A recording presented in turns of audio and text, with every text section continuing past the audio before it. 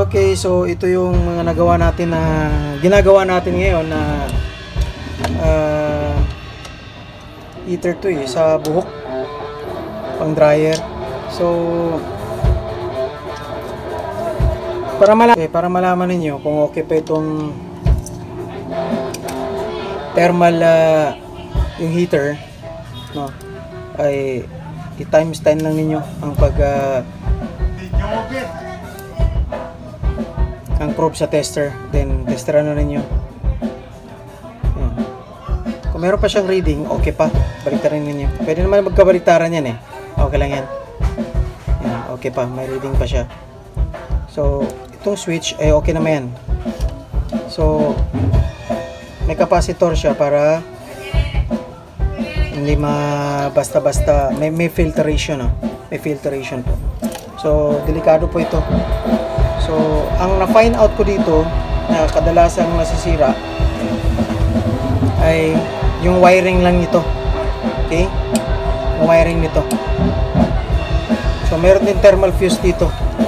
May thermal fuse dito, may thermal fuse din sa kabila. So tingnan natin yung continuity, no?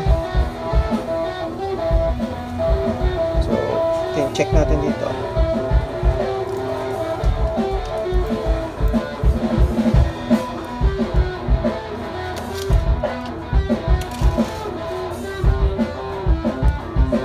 Makita niyo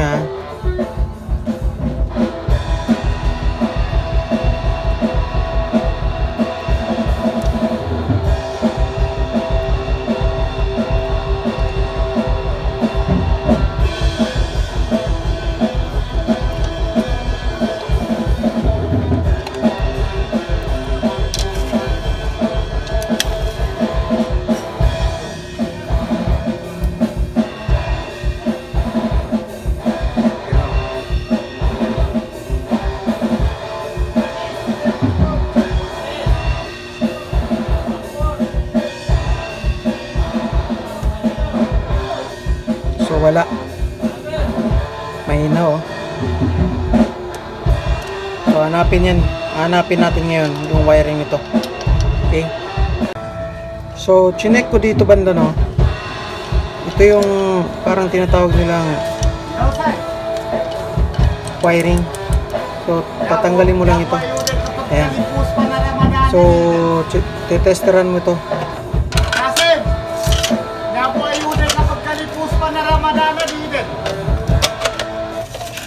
So yeah.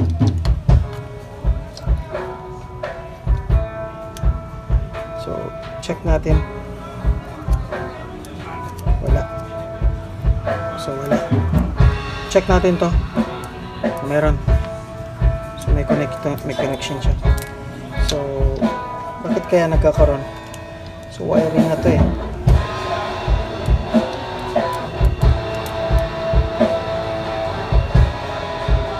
Okay.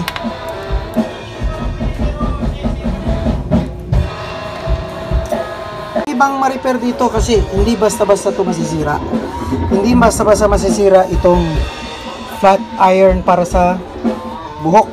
So, i-check lang talaga ninyo itong mga wire nito sa power cord. Yan, sa power cord niya. Kasi dyan lang yan nasisira. Minsan naiipit. So, makikita naman ninyo, may mga YouTube naman din na nag-disassemble ng ganito. Nakita nyo, walang ibang i-repair dito kundi yung mga wire lang yan. So ang ginawa ko, wala akong nahanap na ganito. So kinonvert ko na lang. Ayan ayan, nakita nyo. So pinagdugtong ko lang yan 220. Yung 110 papunta dun. Wala na kayo ibang i-repair dito. Kahit hindi technician, kaya na i-repair to. Basta marunong lang nito tester na to. So mamaya, subukan natin to, okay? Okay, so ito na po yung ating flat iron hair para sa buhok. So saksak natin, okay? So yan na, meron na siyang pula. So meron ito siyang 700, 180, then 160, then 140, then off. So ang init. Mainit na.